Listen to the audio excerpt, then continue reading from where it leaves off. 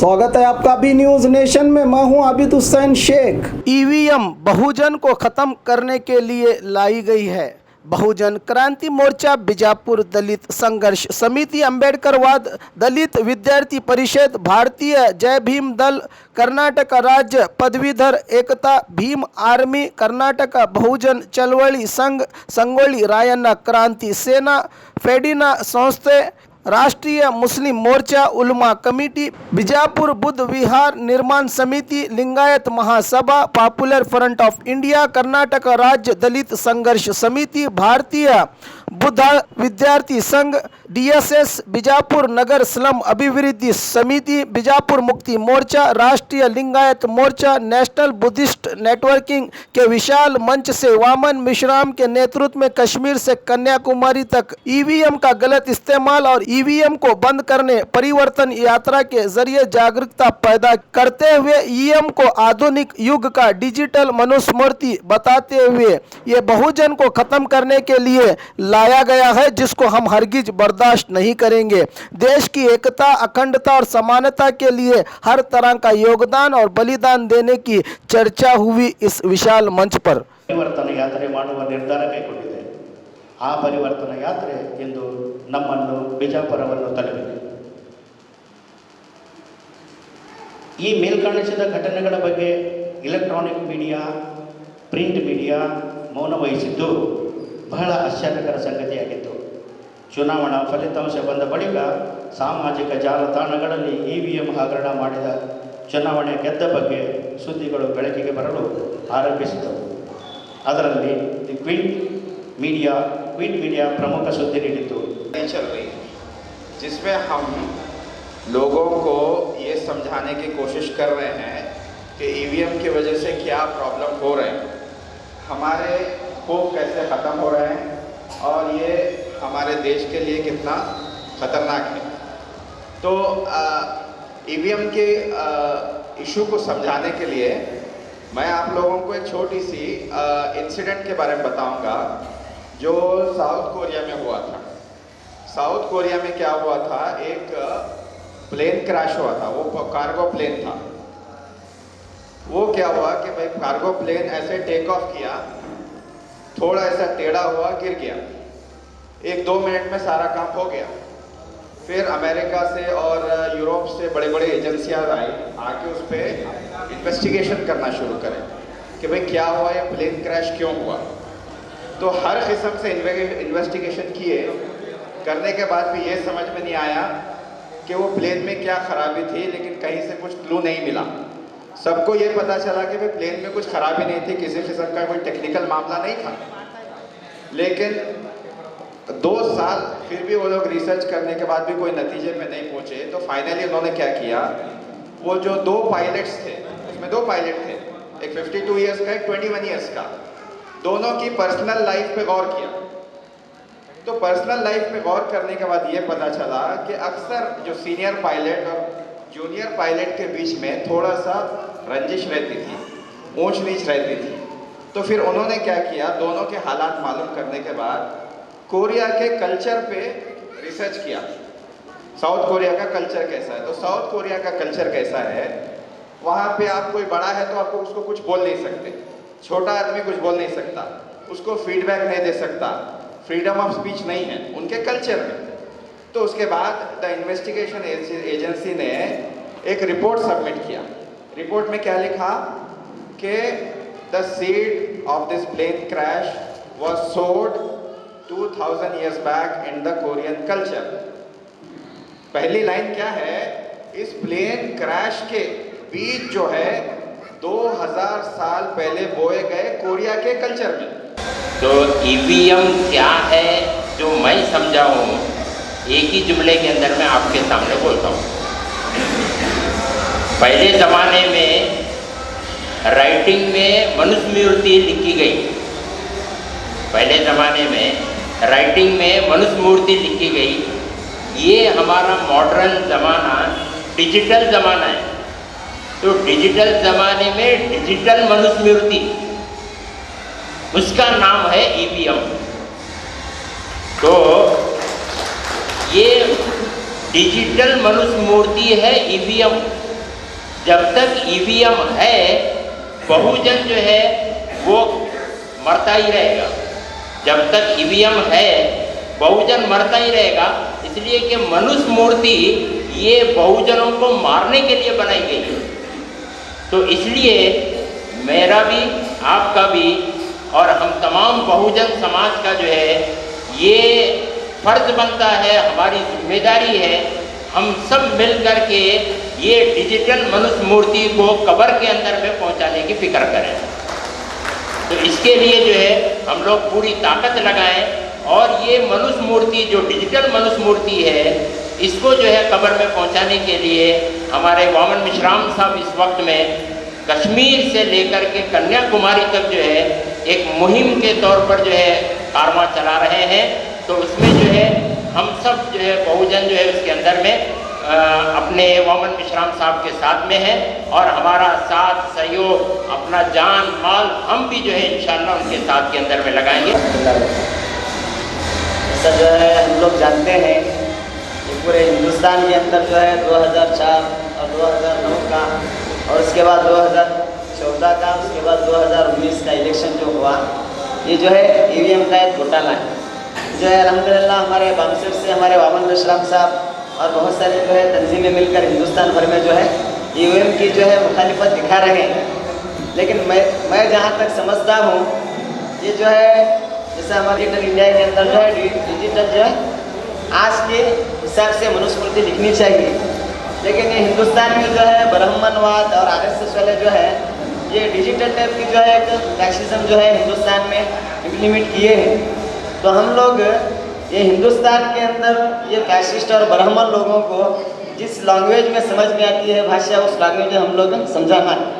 क्यों बोले तो आज ये पूरे हिंदुस्तान के एडमिनिस्ट्रेशन के ऊपर जो है कब्जा किए हुए हैं कि हम उनके सामने एक ही हिसाब से जाएंगे बोले तो हम लोग जो है ये जंग जो है जीत नहीं सकते। ये जंग जो है जीतने के लिए वो लोगों ने जिस तरह से अलग अलग डिपार्टमेंट बना के अलग अलग हिसाब से काम किए हैं, उस हिसाब से हम भी जो है हिंदुस्तान के सारे बैकवर्ड कम्युनिटी लोग जो है सब मिलकर जो है अलग अलग अंदाज में लोगों का डिफेंस करना है।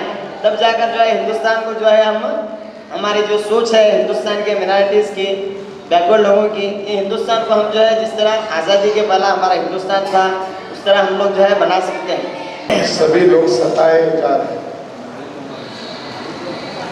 मुसलमानों को जब हम बताते थे कि हम लोग मजलूम हैं और हम लोग हजारों सालों के मजलूम हैं और आप लोग भी मजलूम हो, तो मुसलमान इस बात के लिए राजी नहीं थे। फिर हमने कहा आप भी अभी के मजलूम हो, पुराने नहीं हो, आज़ादी के बाद बनाए गए मजलूम। और अभी हमारे भाई ने कहा कि कुत्ते का झुंड आता है, यानी मजलूम की यानी कितना सताया जा रहा है।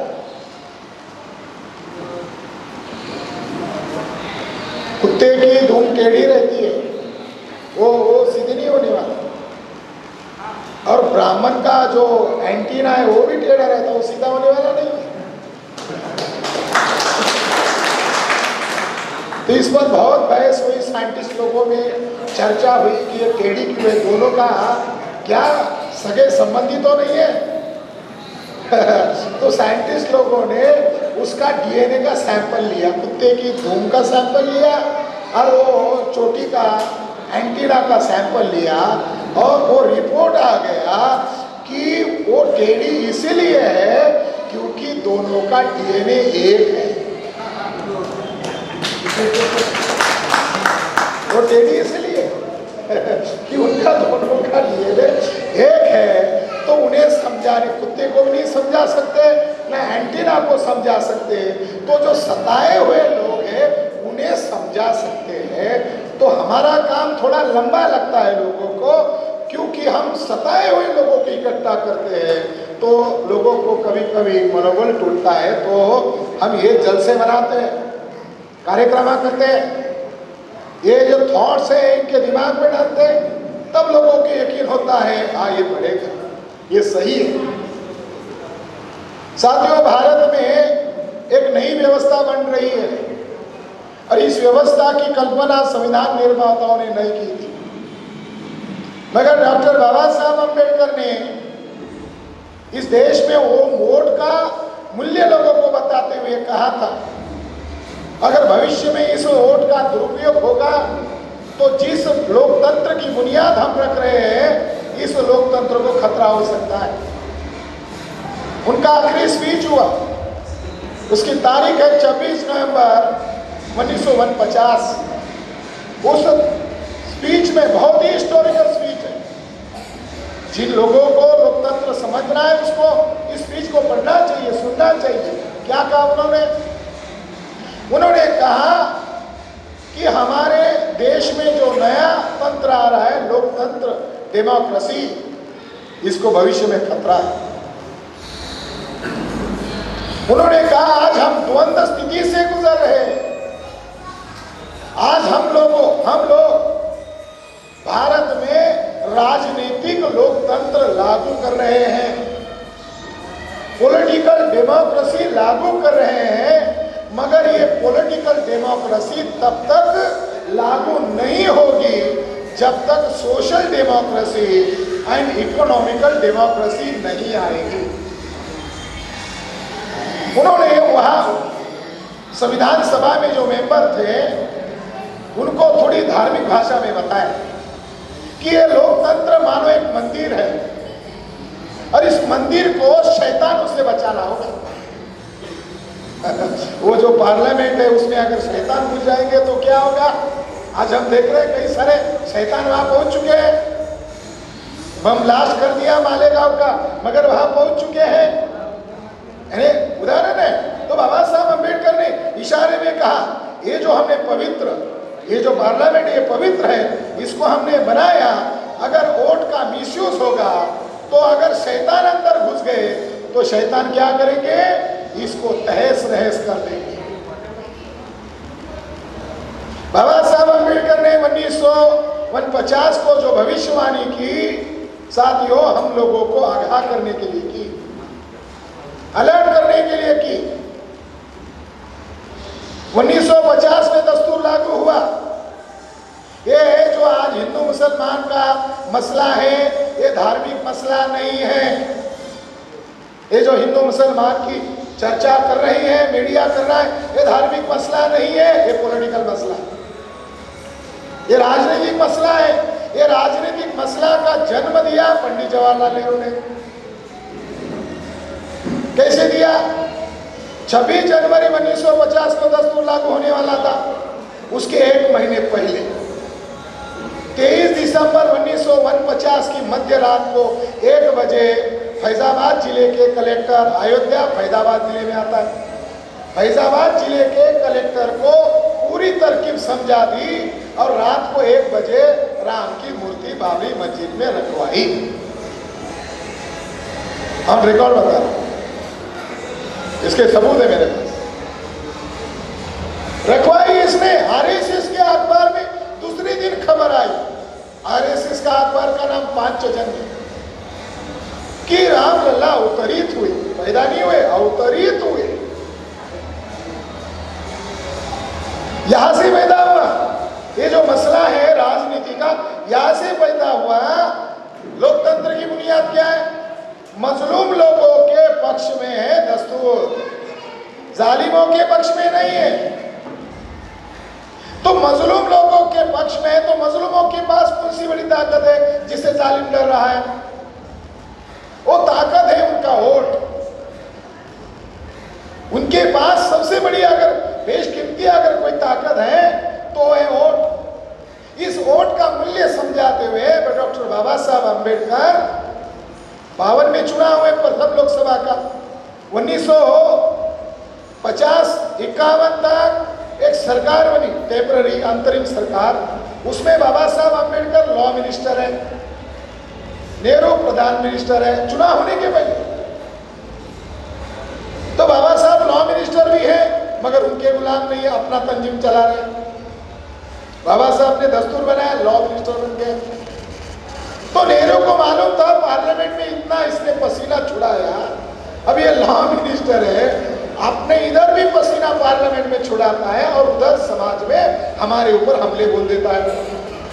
तो बाबा साहब अम्बेडकर की तंजीम का सम्मेलन लखनऊ में आयोजित किया 1950 में। उनकी पार्टी का नाम था all India schedule caste federation. League party चली गई, अपोजिशन में जो पार्टी थी जिना की लीग वो चली गई। अब दो ही पार्टी बच गई थी, एक है कांग्रेस और एक है अम्बेडकर साहब की शेड्यूल कास्ट फेडरेशन।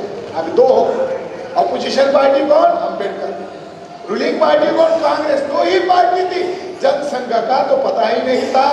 भारत के अंदर अपोजिशन पार्टी डॉक्टर बाबा साहब अम्बेडकर की थी और नेशनल लेवल की थी। उनका सम्मेलन लखनऊ में चल रहा था। उनके सम्मेलन के पहले कुछ बीसी के लोग, बैकवर्ड कास्ट के लोग बाबा साहब अम्बेडकर को सर्किट हाउस मिलने आ गए और कहने लगे कि डॉक्टर साहब, आपके जैसा लायक नेता आपके समाज में है, इसलिए ये बम्मन लोग आपके समाज की तरफ टेढ़ी आंख से नहीं देख सकते। मगर हमारी हालत देखो, हम बहुसंख्य हैं, आपने हमें दस्तूर में अधिकार दिया, मगर लड़ने के लिए हमारे पास लीडर नहीं है। आप ऐसा करो, आप भी हमारी लीडरशिप करो। बाबा साहब अम्बेडकर ने कहा, अच्छा तो कल मेरी सभा में आ जाना, तो एग्रीमेंट करेंगे, वही करेंगे, आप मेरे लोगों के बीच में करेंगे। उस मौके पर बाबा साहब अम्बेडकर ने शेड्यूल कास्ट के लोगों को और बैकवर्ड कास्ट के लोगों को समझाते हुए कहा, एक न एक दिन नेहरू मरने वाला है। वोट का मूल्य बता रहा हूं मैं आपको, क्योंकि उनके समय में अनपढ़ लोग थे, हमारे जैसे पढ़े लिखे थे नहीं, तो उस जमाने में उनको उदाहरण देकर समझाना पड़ता था। आज पढ़े लिखे लोगों को भी उदाहरण नहीं समझ में नहीं आता, डिस्कनेक्ट हो रहे। उन्होंने उदाहरण देकर कहा, आज ना कल नेहरू मरने वाला है, लोग हंस पड़े। ये लॉ मिनिस्टर है और नेहरू के ऊपर हल्ला बोल रहे। उनको आना चाहिए। ये बहुजन क्रांति मोर्चा कोई पॉलिटिकल तंजीम नहीं है, ये सारी तंजीमों को इकट्ठा कर कर जनता की आवाज उठा रहे हैं। कोई नहीं बोलेगा, हम बोलेंगे। हमें सीबीआई का डर है, हमें न्यायपालिका का डर है। साथियों, 2014 में और एक फैसला इसके साथ आया कि क्या किया जाए, वोट कैसे किया जाए। ये बेईमानी वाली वोट है, ईमानी वाली वोट नहीं है, ईमानदार नहीं है। अगर चुनाव जीतना है तो बेईमानी करके जीता जा सकता है। फ्री, फेयर एंड ट्रांसपेरेंट चुनाव नहीं होगा, इसका मतलब बेईमानी से चुनाव होगा। तो क्या किया जाए? तो कोर्ट में ये दलील देकर मान्य किया गया कि ये मशीन है ईवीएम मशीन, तो इसके साथ दूसरी एक मशीन जोड़ी जाए, जिस मशीन को नाम दिया वीवीपीएटी सिस्टम। वीवीपीएटी सिस्टम का क्या मतलब है? क्योंकि हमारे भारत के लोगों को वीवीपीएटी पता ही नहीं है। कुछ लोगों को अखबारों में पढ़ा होगा हाल ही में, मगर उन्होंने वोट डालते समय वो मशीन देखी भी नहीं है। आश्चर्य की बात, अखबार में तो चर्चा खूब होती है वीवीपीएटी से चुनाव होगा, मगर वीवीपीएटी देखा क्या आपने? तो वो वीवीपीएटी मशीन क्या रहेगी? ईवीएम के अंदर गड़बड़ी करने का, चोरी पकड़ने का साधन रहेगी वीवीपीएटी। साथ इतिहास करो, इसके लिए अम्ब्रेला बनाइए। अम्ब्रेला है बहुजन क्रांति मोर्चा, ये अम्ब्रेला है। ये अम्ब्रेला के नीचे आओ, छोटे मोटे तंजीमों सबको दावत है, इस राष्ट्रीय अम्ब्रेला के नीचे आओ और सबकी आवाज बुलंद करके लड़ाई लड़ना है। अभी मालूम है क्या माहौल है? आज का माहौल है ईवीएम के खिलाफ वामन मेश्राम ही मैदान में है। ये सच्चाई है। हमें कोई शौक नहीं है, हम कोई चुनाव लड़ने वाले नहीं है। हम ये लड़ाई लड़ रहे हैं हमारी आने वाली नस्लों को बचाने के लिए। हम लोगों ने तय कर लिया, हम 40 साल से काम कर रहे हैं। वामसेफ के लोग आजकल से काम नहीं कर रहे, 40 साल से तंजीम काम कर रहा है। एक कर्मचारी पढ़े लिखे लोगों का संगठन था, आज इसके अंडर 67 ऑफिस बन गए। आरएसएस का 100 विंग है, तो आज वामसेफ का 67 विंग है। साल भर तक हमारे 100 हो जाएंगे, क्योंकि लड़ाई के लिए फौज की पहले जरूरत है। हम फौज खड़ी कर रहे 40 साल से, हम हमारी ताकत, हम हमारे पैर पर अपने बलबूते पर खड़े हो रहे। साधन की कमी फिर में मान दी जाए। आज की तारीख में 31 राज्यों में हमारा संगठन है, 550 जिलों में हमारा संगठन है, 4,500 तहसीलों में हमारा संगठन है, 2-2.5 लाख गाँवों में हमारा संगठन गया है। हमको केवल 6 लाख गाँवों तक हमारा संदेश देना है। इस देश में ना भी आखिरी विकल्प नहीं है, इस देश में जंगे आजादी का आंदोलन एक विकल्प है। आपको मालूम है ये अंग्रेज विदेशी थे, ये बम्बन भी विदेशी है, इनका खून यहाँ छुआ, ये काले समंदर के किनारे रहने वाला लोग है, इनके देश का नाम यूरेशिया है। ये आर्य भी नहीं है, ये आर्य तो यही का पानी का शब्द है, आर्य यानी नोबल, ये ब्राह्मण लोग है, ये यूरेशियन लोग है। और मुसलमान तो यहूदियों को जानते हैं, ब्राह्मण को नहीं जानते। ये यहूदियों की औलाद है, ये 3% है, सब पर राज करेंगे। लोकतंत्र में संभव नहीं है। विदेशी जितना अंग्रेजी जितना विदेशी था, उससे ज्यादा 2000 गुना ब्राह्मण विदेशी है। तो इस देश में 6 लाख गाँव तक आपको संदेश पहुंचाना होगा। ये जो चल रहा है जागृति का, ये समझाने का जो काम चल रहा है, ये भाषण करने का काम नहीं है, ये लोगों को जहन साजी करने का काम है। जहन साजी होगा तो इतिहास होगा। मूल्यवासी हम असल वासी थे, हमें उनके सर्टिफिकेट की जरूरत नहीं है। बाबा साहब अम्बेडकर को ताने मारते थे असेंबली में, संविधान सभा में ताने मारते थे, उनको जायज बात होती थी, बोलने नहीं देते, उनका मनोबल गिराते। तो बाबा साहब अम्बेडकर कहते दुष्टों का, जालिमों का अंतिम सहारा देशभक्ति होता है। आज देखो 2019 का चुनाव जितवाने के लिए भारत सरकार ने, मोदी सरकार ने पुलवामा हमला किया, भारत सरकार ने अपनी मिलिट्री को मरवा नहीं दिया, बल्कि मार डाला। ये सारे बड़े-बड़े आईजी रैंक के बड़े-बड़े कमांडर लोगों ने, गवर्नर लोगों ने तक बयान दिया, हमारे राष्ट्रीय अध्यक्ष ने बयान दिया तो दुनिया भर में घुमा। झारखंड के लोग बोले मोहम्मद मेश्राम का वीडियो पाकिस्तान टीवी चैनल पर क्यों दिखा रहे, इसलिए हमारी कंप्लेंट है। तो मोहम्मद मेश्राम के ऊपर देशद्रोह का मुकदमा दर्ज किया झारखंड में। पिछले 2-4 महीने पहले की बात है। तो अमन मेश्राम ने कहा जो भी जायज बात करता है, जो भी मजलूमों के लिए लड़ाई लड़ता है, जो भी हक की बात करता है, ये अपने देश के रक्षक है। आप लोगों को धन्यवाद देना, बात करने के बावजूद आप महावरी साहब जो यहाँ पे आ गए, और हमारे शकील मौलाना साहब, फखरुद्दीन भाई, और फिर हमारे शंकर चलवानी साहब, और हमारे महेश कैतनकर साहब, और विलास, और हमारे सबसे अजीज सुभाष नाटेकर साहब, ये सब हम सारे लोग मिलके अपने बातों से आपको नवाजा है। बहुत बहुत शुक्रिया।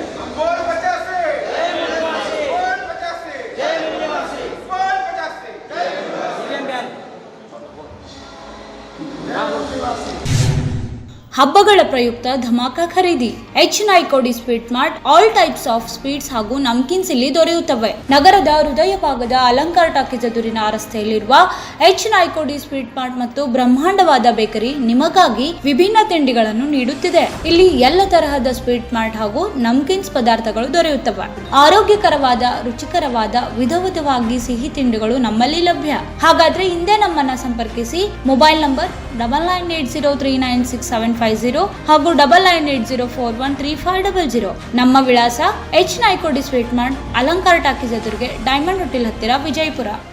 और खबरों के लिए देखते रहिए B news nation. News nation के लेटेस्ट न्यूज़ों को अपने मोबाइल में देखने के लिए यूट्यूब में बी न्यूज नेशन के चैनल के सब्सक्राइब आइकॉन को दबाएं और फिर बेल आइकॉन को दबाने पर आप लेटेस्ट न्यूज़ों को देख सकते हैं।